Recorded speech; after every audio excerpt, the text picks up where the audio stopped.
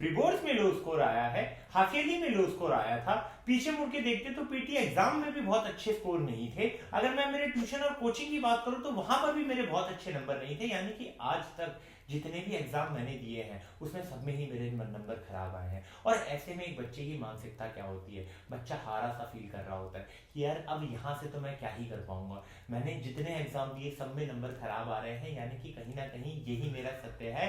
और अब बच्चा ना वो एक्सेप्टेंस वाली स्टेज पे आ जाता है कि यार अब यहाँ से बोर्ड एग्जाम में कोई भी नंबर आए मेरे को संतुष्टि है उससे, चाहे 40% आ जाए 50% आ जाए, बस मैं पास हो जाऊं, इस वाली स्टेज पे वो आ जाता है। अब यहां से काफी बच्चों के माइंड में ये चल रहा होता है कि यार कर पाएंगे नहीं कर पाएंगे, यहां से अगर मैं मेहनत करना स्टार्ट करूंगा तो क्या मैं क्लास 10th में 90-95 स्कोर कर पाऊंगा या 80-85 स्कोर कर पाऊंगा, है ना। तो सबके माइंड में रहता है कि क्या यहां से एक रिस्पेक्टेबल स्कोर की तरफ हम जा सकते हैं, क्या यहां से अगर मैं मेहनत करूंगा तो मैं क्या उस स्टेज तक पहुंच सकता हूं। तो यार इसका आंसर ना मैं दे सकता हूं, ना कोई और यूट्यूबर दे सकता है, ना आपके टीचर दे सकते हैं, ना आपके पेरेंट्स दे सकते हैं। अगर आपको इस क्वेश्चन का आंसर चाहिए तो वो एक ही इंसान दे सकता है और वो आप खुद है। आपको अपने आप से पूछना है कि क्या मैं रेडी हूं, क्या मैं तैयार हूं 90-95% लाने के लिए। अगर आप खुद तैयार हो, आप अपने मन से ठान रहे हो कि मैं ला सकता हूं, तो यार आपको कोई और रोकने वाला नहीं है।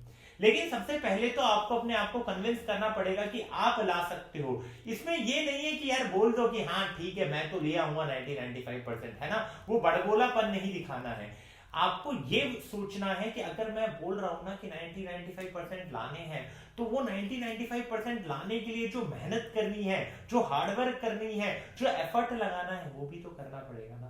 तो उसके पीछे के सिनेरियो को भी देखो, है ना, आगे आगे की मलाई को मत देखो, उस पूरे सिनेरियो को देखो कि क्या उस चीज के लिए मैं रेडी हूं, क्या मैं 12-12 13-13 घंटे पढ़ने के लिए रेडी हूं, क्या मैं पीवाईक्यू सॉल्व करने के लिए रेडी हूं, क्या मैं प्रैक्टिस करने के लिए रेडी हूं, क्या मैं नोट्स बनाने के लिए रेडी हूं, क्या मैं रिवीजन करने के लिए रेडी हूं, क्या मैं दोस्तों के साथ खेलने जाने के लिए ना रेडी हूं, मैं वहां नहीं जाऊंगा, क्या इन सारे डिस्ट्रैक्शन से दूर रहने के लिए मैं रेडी हूं, क्या नेटफ्लिक्स की सीरीज को बॉयकॉट करने के लिए मैं रेडी हूं, क्या स्नैपचैट के फिल्टर से दूर रहने के लिए मैं रेडी हूं, क्या अपने कंफर्ट जोन से दूर जाने के लिए मैं रेडी हूं।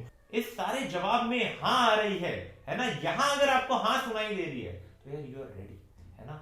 अब वही बच्चे वीडियो को आगे देखो जिनका जवाब हाँ है ना, जिनको लग रहा है कि नहीं यार अभी भी मस्ती से काम हो जाएगा, वो वीडियो को यहीं बंद कर सकते हैं और टाटा बाय बाय जाइए, ये वीडियो आपके लिए नहीं है। ये वीडियो सिर्फ उन्हीं बच्चों के लिए है जिन्होंने मन में ठान रखी है ना, कि मैं कर सकता हूं, और उन्हीं बच्चों की मैं मदद भी कर पाऊंगा जिसने ठान रखी है कि नहीं यार भैया मैं तो कर लूंगा खुद से, तो भाई तो खुद से कर ले, यहां से कुछ नहीं हो पाएगा, है ना अभी हो पाएगा, और ना 10 दिन पहले मैं तुझे कोई ऐसी वीडियो दूंगा जहां पे कि शॉर्ट क्वेश्चन है ये आने वाला है। ऐसा कुछ नहीं होता यार, कोई शॉर्ट क्वेश्चन नहीं होता है। प्रोबेबिलिटी तो आप ही के सिलेबस में है ना, देख लेना प्रोबेबिलिटी का मतलब क्या होता है, ठीक है। और लोग जो बोलते हैं ना श्योर शॉर्ट, तो श्योर इवेंट जैसा तो कुछ होता ही नहीं है, ठीक है। चलो उस बात पे ना आके उसके लिए कभी एक अलग वीडियो बनाएंगे। अभी मुद्दे पे आते हैं कि अगर बच्चा चाहता है कि नहीं यार मैं मेहनत करने के लिए रेडी हूं, है ना, मैं तपस्या करने के लिए रेडी हूं, तो यहां से मैं क्या कर सकता हूं। तो सबसे पहली चीज है कि आप ये देखो कि अब तक जो इतने सारे पेपर हुए थे उसमें आपने क्या गलत किया है ना, इतने सारे पेपर चले गए उसमें आपके नंबर नहीं आए, तो अगर आप सेम चीज को आगे रिपीट करोगे तो रिजल्ट वही आने वाला है ना। अक्सर ऐसा होता है ना कि हम बार बार एक ही तरीके से चीजों को करते जा रहे हैं, तो रिजल्ट में कोई वेरिएशन आएगा नहीं, रिजल्ट वैसा का वैसा ही रहने वाला है। तो रिजल्ट में वेरिएशन आए ऐसा क्या करें। अब बच्चों के मन में ये चल रहा होगा ना कि भैया बोल तो रहे हो कि करो करो, बट क्या करें, जैसे करते आ रहे थे वैसा करेंगे तो वही आने वाला है, तो अलग क्या करें।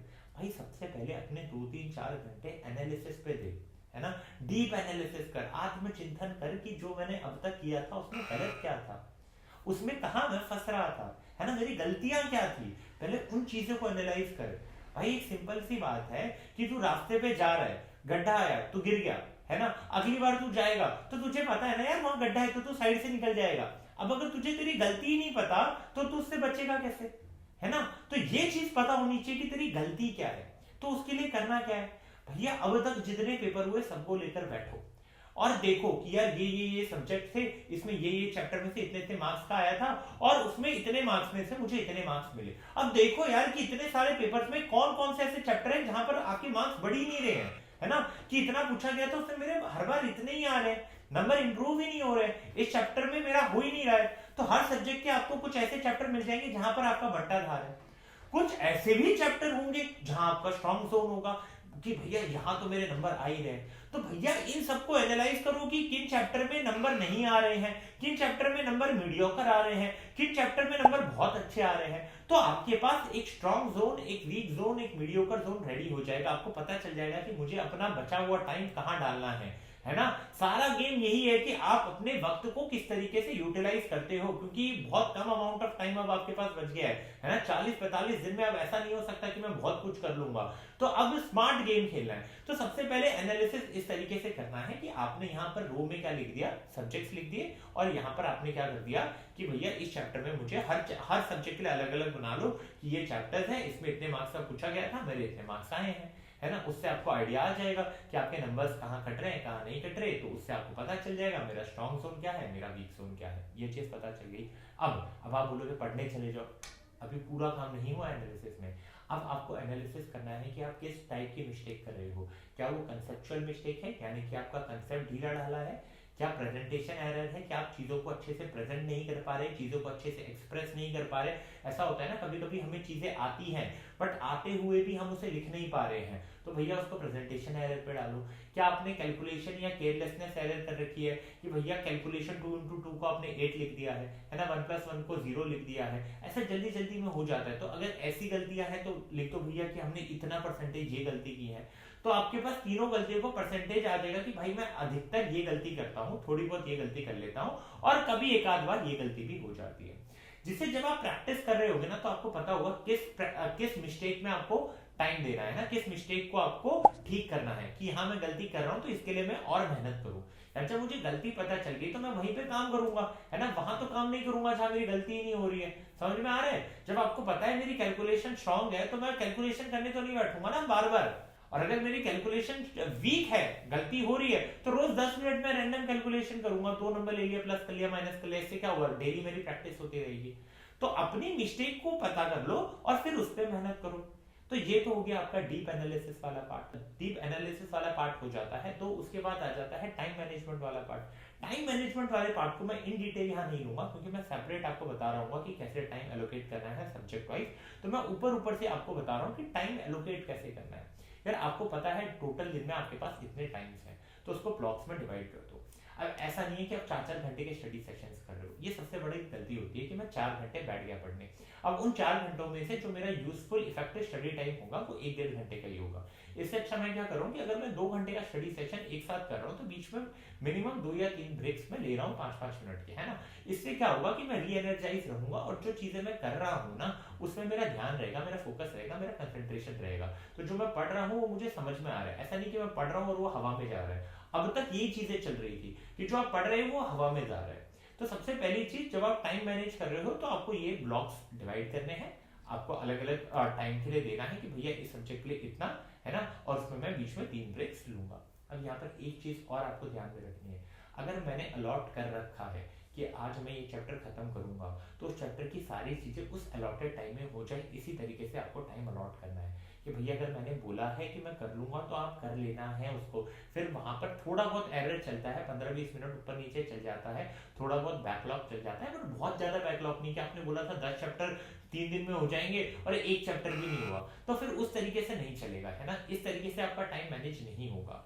और आप दिन के एंड में ये देख लीजिए कि आपने पूरे दिन में कितना टाइम पढ़ा है और कितना टाइम पास किया है। तो उससे डेली आपको अपने टाइम का एक अकाउंट्स मिल जाएगा, तो आपको पता चल जाएगा कितना इफेक्टिवली यूटिलाइज हो रहा है और कितना इफेक्टिवली यूटिलाइज नहीं हो रहा है। जिससे आपके टाइम के ऊपर जब ट्रैक रहता है ना तो अगले दिन आप थोड़ा कम वेस्ट करते हो, क्योंकि आपके माइंड में फिगर रहती है कि कल मैंने 6 घंटे वेस्ट किए थे, कल मैंने 8 घंटे वेस्ट किए थे। जब डेली बेसिस पे ये फिगर आपके माइंड में रहती है ना तो फिर वो जो टाइम वेस्ट करने वाला रहता है ना वो कम होता है। क्यों? क्योंकि माइंड में से ही आ रहा होता है यार कल 8 घंटे वेस्ट कर दिए थे, आज थोड़ा कम करता हूँ, कल 8 घंटे वेस्ट हो गए थे, आज थोड़ा कम करता हूँ। फिर धीरे धीरे करके जो आपका टाइम वेस्ट वाला वो जो ड्रामा चलता था ना वो ड्रामा खत्म हो जाएगा, है ना। अब इसके बाद है कि यार कैसे आपको सब्जेक्ट्स को पढ़ना है ना। भाई सबसे पहले तो एक फ्लो रेडी कर लो। स्ट्रेटजी यही है ना कि भैया सब्जेक्ट को कैसे पढ़े। तो सबसे पहले तो सब्जेक्ट को ब्रेक डाउन करो कि एक फ्लो होना चाहिए मेरे पास कि मैंने पहले एनसीईआरटी पढ़नी है, अब एनसीईआरटी डायरेक्ट समझ नहीं आ रही तो मैं एक वन शॉट देख लूंगा, अब वो भी 100 टीचर के नहीं देखूंगा, एक फिक्स कर लिया कि इनका मैं वन शॉट देखूंगा और वो वन शॉट देख के मैं पढ़ रहा हूँ।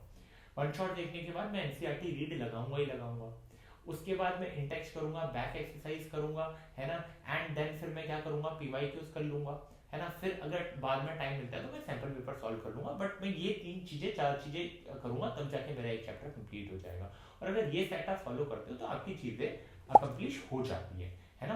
तो ये चीज आपको पता होनी चाहिए माइंड में कि मुझे क्या करना है।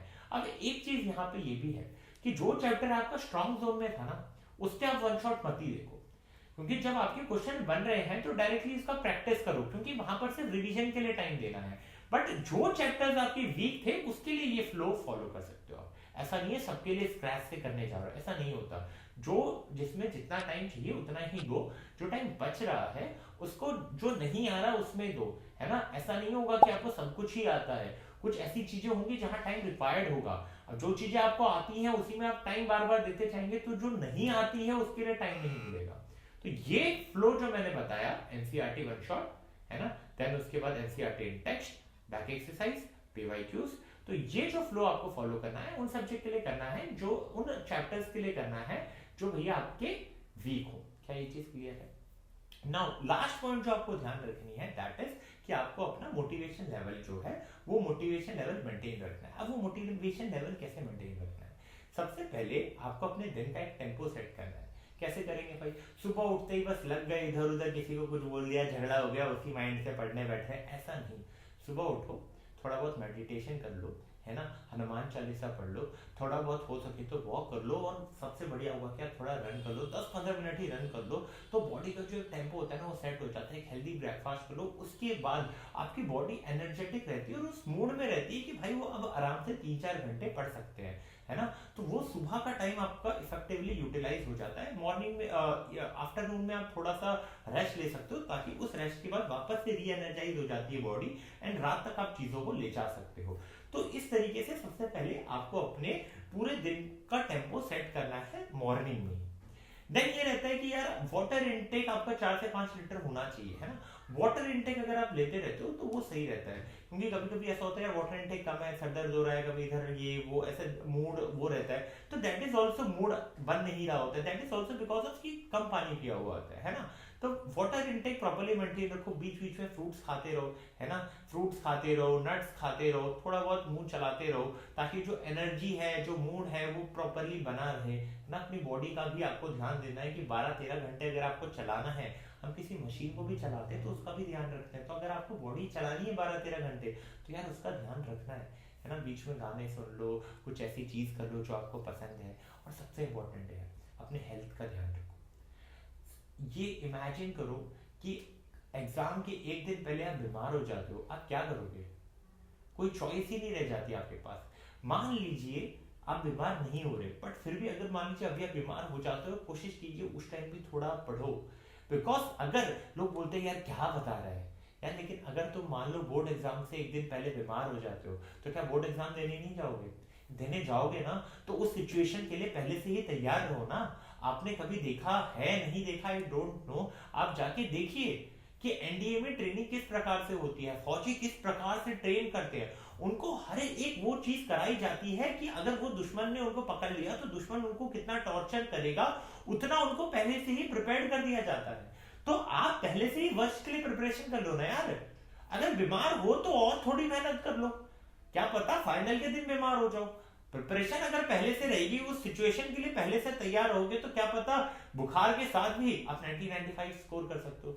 यार देखो, बहाने ना हमेशा लूजर्स देते हैं, जिनसे कुछ नहीं होता वो बहाने देते हैं, और वॉरियर्स हमेशा फाइट करते हैं। और मैं इसीलिए आपको वॉरियर्स बोलता हूँ, बिकॉज फाइटिंग करने की स्पिरिट है आपके अंदर, है ना।